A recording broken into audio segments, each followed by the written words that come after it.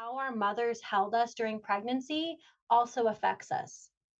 It's not just childhood. It's like even your birth story affects you, Mm. right? Like did you get a breastfeed with your mom? Mm. Right? How was your mom's mental health when you were breastfeeding? How was your mom? Did she have postpartum? I invite you to ask your moms, like, how was your birth? Did you connect with me right away? My mom didn't connect with me right away. My mom actually, she wouldn't be able to say this, but my mom hated herself. Mm. So she hated me. My dad left her the day I was born. So I was kind of like that baby in the crib that just like got pushed. Mm. So again, my mom and I have done so much healing together. Like I said, we did ayahuasca together to actually heal generational Which curses. is so But beautiful. Like that's so amazing. so it goes deep. But when you're talking about trauma and you're talking about like stuff like that, ask your parents like how the birth was. Did you want to get conceived, right? Or were you whoops? All that intention. That's why we talk about conscious conception. Like, so when I do have a child, I plan to be very conscious about who I'm bringing in, the Mm. soul that wants to come through. Who is it? You're going to be birthed in love. Whatever soul decides to come into my womb, I've been prepping for. But I've also, like, when you're being intimate with your partner and you're trying to have a child, calling in a soul is going through me. That trips me up. Dude.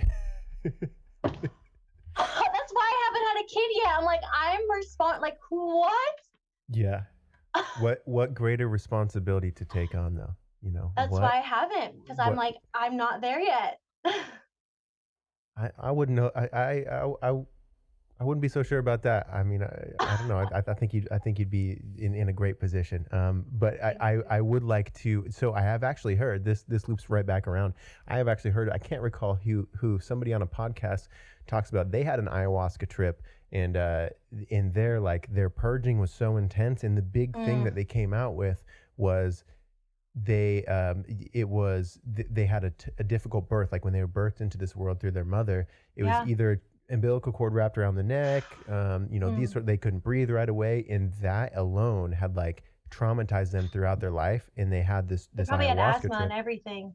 Yeah, they had all these issues that Oh, and they never knew. They had no idea. Like it wasn't even like a known thing in their family. Like, oh yeah, you had a difficult birth, or like, you had the umbilical cord wrapped around your neck. I think it was like something he had to rediscover. But he basically had all these like mental quarrels that were harming him in his life, affecting him from being the highest version of himself. He from takes birth. ayahuasca, and Mother Ayahuasca is like, you were traumatized from your birth canal, and here's how you deal with it, whatever. And he was able to expand it and like come through on the other side and speak about it. So there's just these Yeah. things that are underlying the surface that we may have we Yeah. want to put our intellect around them and try to, here's what happened, but there's, I mean, things you have to really be open to hear them. So I would love to, Jay. Yeah, when you had told me this a while back ago, you had an experience with Mother Ayahuasca. You traveled across the world and you did ayahuasca with your mother. So I would love to treat this, if someone's tuning in right now,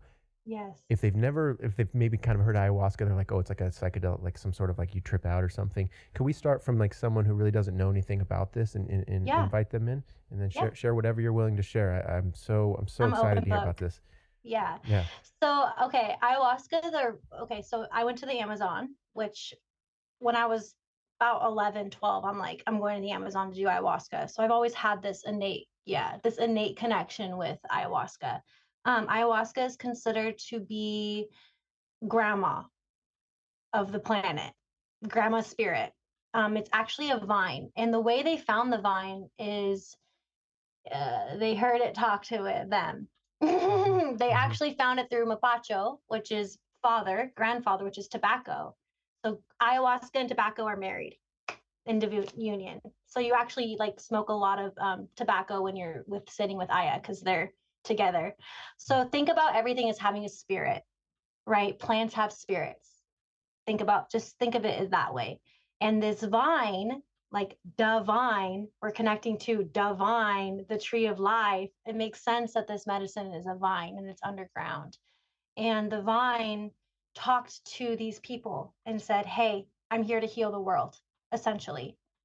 This is what you do. Because you can't just eat the vine. Like, it's not like a mushroom where you actually pull it up and you brew it for like 48 hours. Like, it's a process. Like, they really had to be connected, and she gave instructions for how to do it. It's not like pick the vine, eat the vine, you're high. Yeah, there's basically these two different things that are at different sides of the jungle, and they basically were given guidance to like, hey, you have to combine these things together because our stomach, our microbiome does not process the DMT without this other part of it itself. And so like, even if we just take the ayahuasca or the one part of it that we think has the psychoactive effects, it does not affect our system without this other piece. So yeah. Super ceremonial. Yeah. Like, so I did it in a tribe with the Shipibo tribe, who have been in the Amazon since the beginning. They speak Shipibo. So that's another thing. If you are interested in ayahuasca, I highly suggest going to the Amazon because, yeah, you can do it in the States, but you really want to be protected.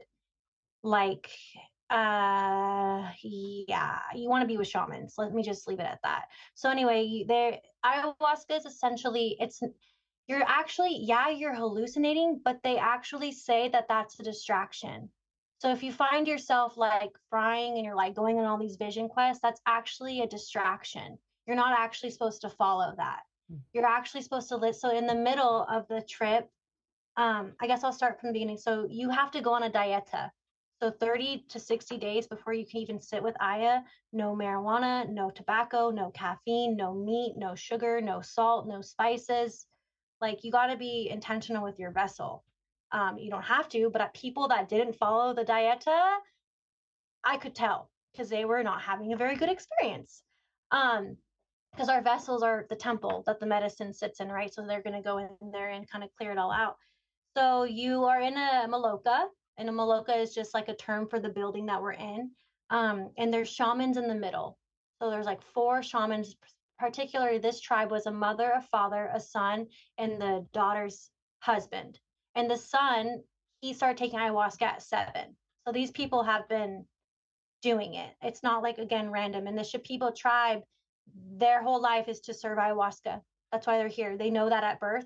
When you're talking about being of service, like that's their role on this planet, and they're facilitating deep healing. So with ayahuasca, you kind of set your intentions. You know, there's maestra, and I went to a place called Arcana, which you can look up. Justina, like, they're amazing healers. She sucks bugs out of people. It's insane. Yeah, there's a video on it. And it's dark. You fast that whole day. So before, actually, where I was at before I did ayahuasca, I did combo, and combo is a frog medicine. So combo is going to clean your blood. So it's kind of, they take like an incense type stick and they burn your skin off. And then they put this frog medicine, which is the venom of a frog, but they do it in a way that's not harming the frog. And then they actually put that frog venom in the burn hole. And what this is, you throw up. Your blood gets hot. Is it psychoactive? Do you have a trip? Is No. it DMT? No. No psycho. I did do that too, but this is just more to cleanse your blood before we're even receiving Aya. So it's a whole prep. It's not like I'm going to take a bag of mushrooms today and fry. Like, it's definitely something to prep for. But it also brings it up, like, who are you without all your addictions? Who are you without food? Who are you without caffeine? Who are you without weed? I used to be a stoner. I'm not anymore. I actually don't smoke. But so then you do combo, you throw up. And again, you're throwing up around everyone. Like, there's no chill here. Like, you have coolers in front of you and you're projectile vomiting in a room with like 13 other people in the middle of the Amazon. Like, it's an experience. And when you sit with Aya, they smudge you, like, the shaman comes in and blows on you, protects you. Again, it's so much about protection, because when you're tapping into these realms, it's deep. It's not like a mushroom trip. It's not like an acid trip. Like, there's moments of it if you have taken those, but it's because it's not supposed to be like a fried trip. Ayahuasca heals the mind. That's the point. She shows you where you're looping around in cycles, which we were talking about in the beginning. So my first night, so you go on, you take a little cup, and you only take like a shot glass. Like, you don't even need a lot, and it is bitter. Woof! I loved it, honestly. It's earthy, it's bitter. And they actually ask you to sit up the whole time if you can. Because I guess when you're laying down, you're more susceptible to other things coming in. So if you can keep your channel sitting upright. And you guys, so during this, there's 4 shamans in the middle, and they're screaming the whole time. What I mean by screaming is they're singing because they're protecting you. So they have songs for the plants. So the words that they're saying is in Shipibo, but they're speaking for their it's songs of the plant. It's ayahuasca songs. Are they harmonizing at all, or if you were to see from, like, if you were watching from the outside of the circle, would it sound a little chaotic, or would it sound like the four of them are working together? Because I feel like I've heard before that it almost sounds like they're like battling in some senses. Well, they're clearing out demons. So they each kind of have different roles. Okay. So, like, let's say someone's having a really bad trip, which happens, then it does sound chaotic because they're clearing them out, because you're supposed to listen to the voice. So kind of follow one, like I connected with all of them, but it's all in harmony. Okay. If you're in it. Because if you can tune in and you're supposed to listen to them sing, a lot of people don't because they're in their own head and they're scared and they're not surrendering. But I can surrender pretty easily. When you listen to the voices, it's guiding you. It's kind of like Alice in Wonderland. Like the plants are guiding you. So you're listening to them and they're singing, and it's ayahuasca talking to you through them, because they take it too. They take way more than us. They take like way more than us. So they are ayahuasca, and they're singing and every night was different. So I sat with it 4 nights. The rhythm and the way it worked was different every night. Like the vibe and the intensity and the electricity, it was different every night, because like the last night I was like one of the only people who sat with it. Everyone was done. Like they were like, I'm like, I'm ready. Because my first few nights, people around me were suffering. And it was actually, I told the shamans, I'm like, it's hard for me to surrender when people next to me are suffering and I feel like I can help. So that was a big lesson for me, was like, wow, like even though I'm sitting with ayahuasca, I still have this awareness of how I can help people around me. Like I don't let myself surrender to my own healing. Like I'm always focused about other people. So that was a big lesson for me. But essentially, you are seeing visions. Like everyone experiences different. Honestly though, someone next to me, he was like super, I don't know the correct words to say it, but not a psychopath, but psychopath energy. You know how they kind of aren't as connected, like that theory, they don't have souls. I'm not saying he was, but he didn't see anything. He didn't even feel the medicine. He was angry every night because I'd have these profound, he sat next to me. Eventually he had to move because I vibrated him out, because he was mad that I was having these profound visions and these experiences, and ayahuasca, and I just like, it was like when I drank ayahuasca, I just felt like, oh my gosh, like I've missed her so much. Like she feels like my grandma. But if you don't have that interconnection, not saying that this was like a rare thing, but just everyone's experience was really different. And that's something I want to say too. Even though we all took the same medicine, everyone had different intentions. So you tell the shamans your intentions when you get there. So when you're drinking your cup, you're thinking about it's so intentional. It's so, so, so intentional. And honestly, like for my experience, the first night, I got lost in the visions because I was seeing like the whole world. Like I was seeing just the suffering. I was seeing the child trafficking. I was seeing just the suffering on the planet. I was like going deep in that. I was seeing like the Monopoly game board. I was seeing the players. I was seeing the Matrix. I was seeing the makers of the Matrix. Like it was so profound. And I was like, oh my, because one of my goals was to become unplugged fully, energetically, from the Matrix. Those of you that know the Matrix, that's a true story. So the first night I was seeing everything. I was seeing the corruption. I was seeing just the slavery, the modern day slave. Like it was really like this awareness of like, ooh, like I was just seeing it. And then I started to get in my loops of all the thought patterns that I usually have. And I was like, oh my gosh, it's time to exit. So it was like the inner awareness of like exiting, right? My second night was really interesting because so I've had an abortion and then I had a miscarriage, and they were exactly a year apart, May 6th. And my abortion story is just crazy because again, aliens came through and took the baby. But there's so much with my life that I'm like, it does not sound real, but I'm a living testimony that this shit is real. But when I was sitting with ayahuasca, I was like, I saw the first baby in my womb, but I saw myself go to full term. Mhm. But I never thought about the baby. Like when I had an abortion, like just wasn't in alignment for me. And I never felt guilty about it. Maybe because I didn't process it, obviously. So I'm sitting with ayahuasca and I'm seeing myself go full term. Like I'm seeing if I didn't have the abortion. So I'm literally watching my stomach grow full term to 9 months. And I birth a baby. I like pull a baby out and I'm looking at it and it like has like a little Hawaiian tint. My partner's Hawaiian and it's a boy. And I shit you not, there's a baby in the room. It's one of the shaman's babies. Okay. As soon as I pulled this baby out of my womb astrally, the baby in the room started to cry for the first time that night. Weird. Like, and another thing that's really crazy is that baby would be the same age as this baby. Okay, sidetrack. When I was pregnant, um, the first time, I told Dane, I said, this baby needs to go to the Amazon. I get chills talking about it. I'm like, and when I got pregnant, I was on shrooms. Oh, whoa. Yeah, no, this is trippy Yeah, as like maybe you fuck. were like wrong door. Yes. Like keep going. Oof, Like chills. keep going down the hallway, baby. Like It wow. was Well, because I that's got interesting. pregnant on shrooms. Like it was like, and as soon as I got pregnant, as soon as it happened, I was like, oh my God, I'm pregnant. He was like, you don't know that. I'm like, I am pregnant. I I felt it do think right women away. know that. I think that yeah, often yeah.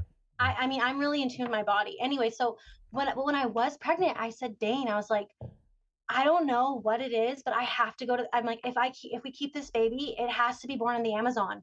Like it was just this like crazy thought pattern. Like I said, I am not the right mom for this baby.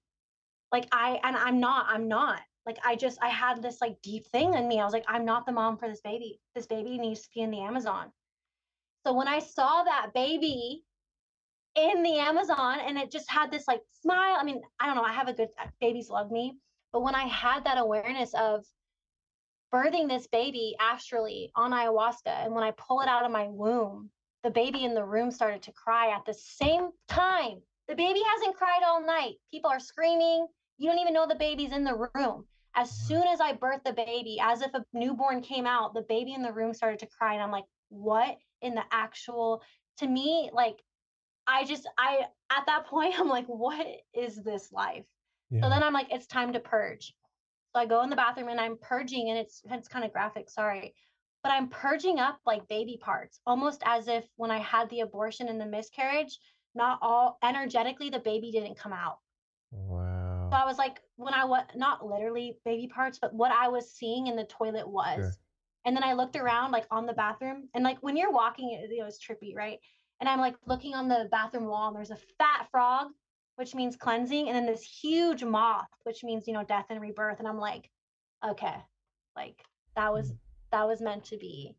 That was like really big experience for me because I was like, I did that confirmed to me that I did the right thing with the abortion. I don't have to question that choice. Mm. And But secondly, oh, this go wasn't ahead. even. I'm sorry to interrupt. This wasn't even something that you went like I'm going to the Amazon to deal with this No, guilt of abortion. It wasn't intentional, right? Like this is just I something had that no I idea. guess I have to remove this block or this or understand this situation. Yeah, I had no intention to. I thought I dealt with that. I do so much Reiki and I do so much womb clearing and womb healing. I didn't even know that that was sitting in my womb still. I Oh. had no idea. So that's another thing, women, if you've had a miscarriage or an abortion and if you haven't looked at the energy, it may still be sitting there and guilt and shame may be cycling around in your womb, Mm. preventing you from getting pregnant again or blocking your abundance or blocking your creativity or blocking your pleasure and feeling safe to be pleasured. Do you have I don't want to derail too much. I want to still talk about the story, but if someone is in that position and they're not in a position right at the second to like travel to the Amazon and go to do ayahuasca, is there something you can maybe recommend that Yeah. how do we women who might be like, oh man, maybe I should bring that back up and sit with that. Is there anything that you recommend? Yeah. I would first literally ask your body, sit with your body, like, well, like, is there clearing that still could take place within my womb and feel how your body feels and feel what emotions come up. And if there is, just YouTube sacral chakra healing and put a healing frequency on. Super simple background noise, but it's going to be the sacral chakra. So anything sacral chakra healing. You don't have to go to the Amazon to clear this. I'm just Okay. extra. Beautiful. No, no, I love that though. I think that's so great though because I would love if someone is resonating with that. I think there's not a lot of guidance or conversations about that within our culture. So I think, totally sacral chakra healing. I'm with that. Cool. Yeah. Okay, carry on your So ayahuasca journey. sorry, that's so much. But another really amazing part about, I mean, there's so much, right? Like I'm going to write a book because I just saw so much. But what's crazy, again, remember my mom's across the room. My mom's never taken any psychedelics. My mom went there because she had cancer and it wasn't genetic. So she's like, what caused this? So it's really cool to be in the same room as my womb, the womb space that I'm healing from. It was just really cool. But another part of my journey that was really prolific is, I guess I'll skip to the last part just because I know we're short on time. The last night of ayahuasca, again, I took the most of anyone in the room. No one else tripped. I'm like, finally, I can let go because no one else is crying. I can do this. And I'm sitting there and I see these 3 agents in my aura, like literal, like Matrix type agent, like Mr. Smiths, right? There's like 3 of them in my aura. This is graphic again. Okay. And I'm like, oh no, I don't want these in here. Because remember, one of my intentions was to unplug from the Matrix fully so I can help other people unplug. So I saw your taxes, your money, like student debt. Like I was seeing all these attachments and like, you're a nurse, your license, like all these like things that had me still connected that were deep in my subconscious. I literally took a samurai sword out and I sliced their heads off. I'm not even kidding. Like I was like, oh yes, like yes, get out of my aura and like in my subconscious and like programming me. Badass. I don't want to, yeah. And I was like dancing in the blood, like Kali Moth style. Like I don't know if you know her, but she's like a deity I connect with, and just felt so liberated. Like, oh my gosh, like, I just felt free. I felt like, okay, to just be a soul without all attachments of the matrixly world, and to just be free in that current moment, and to remember that for when I do feel overwhelmed by money and all those things. And after all that happened, so many other things happened, but I'm sitting there, and precursor, one of my biggest fears since I was a child is getting eaten by an anaconda. Like just precursor to this. Yeah, I don't know why. So anaconda is the spirit of ayahuasca. So you guys know, she shows up as anacondas. An anaconda opens its mouth. This is how my trip ends. Last night, an anaconda opens its mouth. It goes on the top of my head and it swallows me whole. Literally. And in that moment, the trip was done. And to me, that means ayahuasca accepted me into her forever. And she's always with me. And I'm a walking vibration and spreading the message. Like that was like a sobering, like that was like, all right, that's the end of your trip. Yes, that was the end. And I knew that was the end. That's how it finished. An anaconda swallowed me whole. And yep, that was it. I wish we could talk about death for another 3 hours. I really want, I would love to talk about, I think maybe we'll do another podcast where we just talk about death. I think it's actually something our culture really needs to talk about. Oh my gosh. Okay. So that was so much. No. Oh, wow. Okay. So incredible. Okay. So what, your mother's journey is her personal journey. So I can share a little bit about hers. She's open to it. Yeah. And what was your journey together? Did you guys have any sort of, you see each other from across the room in this just absolutely divine space of consciousness? Was there mother-child healing? Was there anything between you and your mother in that situation? So honestly, I'm the role of the mother in this relationship. I've always been someone she comes to advice for. But my mom had a night where it was super scary for her, super dark. She had some bad trips. And I was talking to her about it, and she was like, I don't get it. Like, why was this dark? And I said, most of your life has been dark. She's like, what do you mean? I'm like, you used meth for 10 years. You're physically abused. We've been homeless.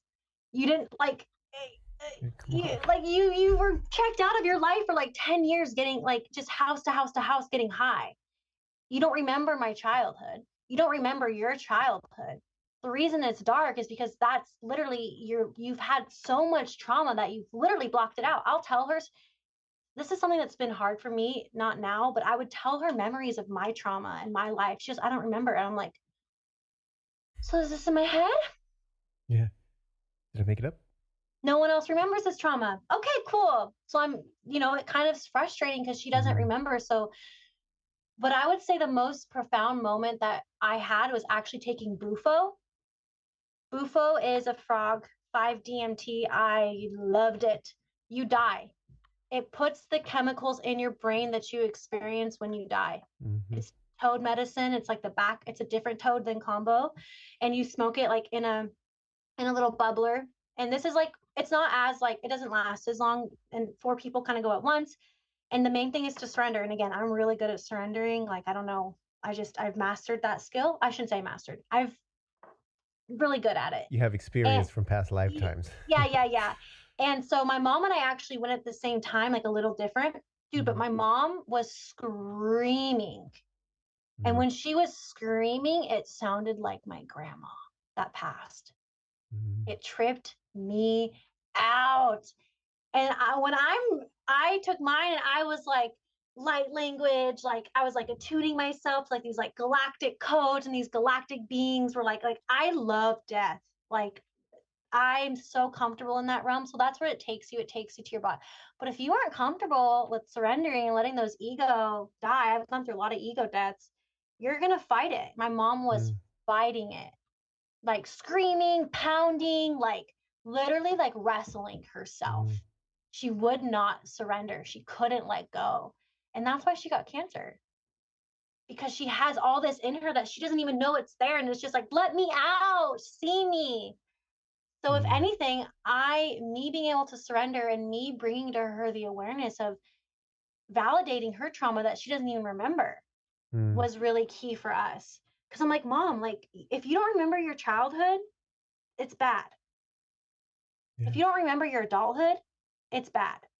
Yeah. Like where were you for it? You were checked out. What were you doing? Were you protecting yourself from even seeing the truth of what was going on the entire time? Yeah.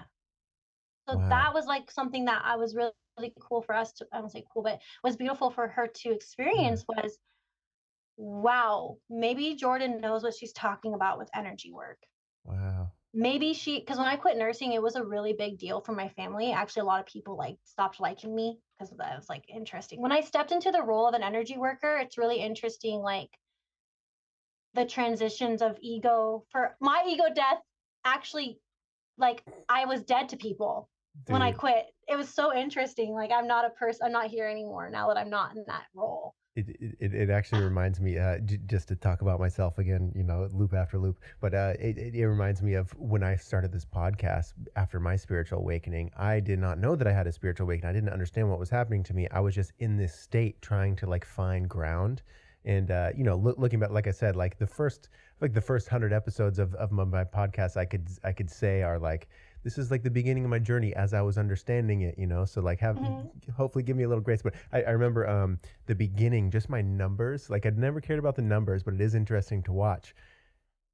At the beginning, everyone was listening to my podcast. And then over the course of a couple months, less and less, because they started, I think when they opened my podcast, they're trying to hear Jake, the DJ, the cool guy, the cool, charismatic, fun, popular guy. And they hear it and they're like, what? Who is this? And they don't connect with that because the person who they thought they were connecting with had died. Yeah. I mean, he is completely gone. And I don't know if I didn't really, it's taken me up until more recently to even fully understand. And like, I've talked to you about Kundalini awakening, and that I had the same thing. I had a Kundalini awakening that I didn't ask for. I didn't know it existed. I didn't know it was a thing. I accidentally caused it to happen, but also it was exactly what was supposed to happen. Right. But it is interesting. Like you kind of disconnect with these people who are connected with a version of you that no longer exists. Yeah. And it's triggering for them, but it's also they suddenly like they lose interest, and you're like, all right, see you later. But it's been this beautiful like guidance, because the numbers will begin to arise again for people who need to hear it, not people who want to reaffirm that Jake is still a cool guy and he's a cool DJ guy and he's popular, but more for people who are need to hear what I'm here to be of service of. Yeah. So the part of you that has to die off. That's so okay. So what has been your I think we're like pretty close up here in time, but what has been your integration? So how long ago was this, and what, because with a psychedelic trip, I think it's similar to a psychedelic trip where it's not like, the day after you do have these profound things, but it really takes, from what I hear, is months, maybe even years of integration, of understanding, okay, here's what happened to me, here's what happened at that moment, here's how it connects to my life when I was a child, here's how it will make my actions going forward. So what was the integration process after taking this ayahuasca for you? Yeah, so I took it in December a year ago. So I don't know the exact, with the 2021-ish. Yeah. Coming home was interesting because it was cold, right? And it's kind of interesting to come home to my partner because he was like, I'm trying to explain it to him and trying to like, explain that I'm different, but then it'd be like, I would have those moments of still being triggered and he'd be like, well, I thought you're different. I'm like, oh, Like me too. okay. Like, I promise I'm not going to do this anymore. But honestly, the integration for my mom was really hard because she wasn't living in her alignment. For me, I already was kind of living in alignment before I left. So it was really easy for me to keep going. I already was on that path. I was already doing Reiki. I was already like on alignment. So it wasn't as much of a hard transition for me, but watching my mom, like, because she didn't know about child trafficking. She didn't know about the reason I bring that up is because that's shattering to people who don't know about that yet, right? She didn't know about all this darkness in the world, and she got super deep into like conspiracies after. So she's like, did you know about this? Did you know about this? And we lived together. So she's like, did you know that this? And I said, I know all of these things. Not that I know everything, but I'm like, I've already. So it was interesting because for me, it honestly showed me how much work I've already done. I'm always a work in progress. But it also showed me how aligned I am to hold space for people's healing, because ayahuasca was really easy for me. I could do it every day. It wasn't challenging for me. There's moments of, but I have such a deep trust and conviction to whatever created us. Again, not that I'm really, but I don't know, when you hit this point in your life and your journey where you just kind of quit questioning it and you just know it. That's kind of what ayahuasca did for me. It just is. I can channel the universe's energy. It just is. People keep showing up. I get new clients every day. People are calling me, asking me to do this, helping them to do that. Like, it just is. It honestly just brought this inner awareness of like, yeah, you're in alignment. Good job. Good job. That's kind of what I felt like. Yay, you're doing it. Yeah. Like you already knew, but like the universe said, you're doing good. Keep going. To loop it back to the beginning of what we were talking about with Christianity. I mean, in the Bible, he talks. Jesus is not acting as Jesus. It's God acting through Jesus. Yes. And that's this thing of life can become this series of coincidences and knowings without your mind and understandings without words.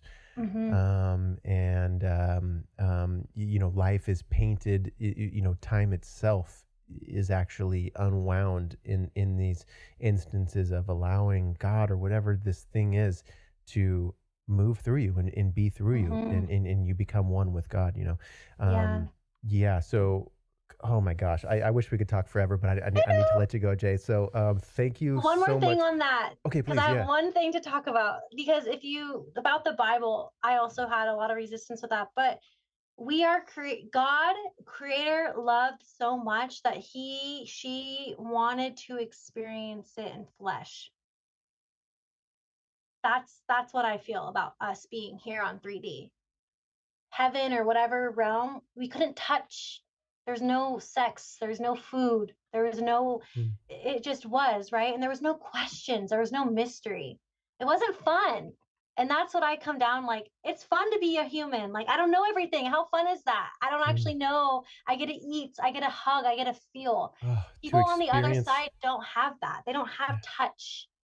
Like, they don't feel that. So that's another reason to have fun, like to be thankful that we do get to experience that, and that whatever it is loves us so much that we get to actually experience that love. And when you let that love in, it's amazing. I mean, think about like the first time that you fell in love. I mean, maybe you didn't even feel it so much at that moment, but like I can sit and just really like envision the first time that I truly felt love, or like the first time that someone like told me that they loved me and I truly understood it and felt it. Yeah. And like I can't even imagine, this is beyond words. It's this gift that like wow, I'm able to experience that. And like there's these celestial beings who like know so much, but like if they didn't go through the third density, like they wouldn't be able to experience that. Wow, what a gift indeed.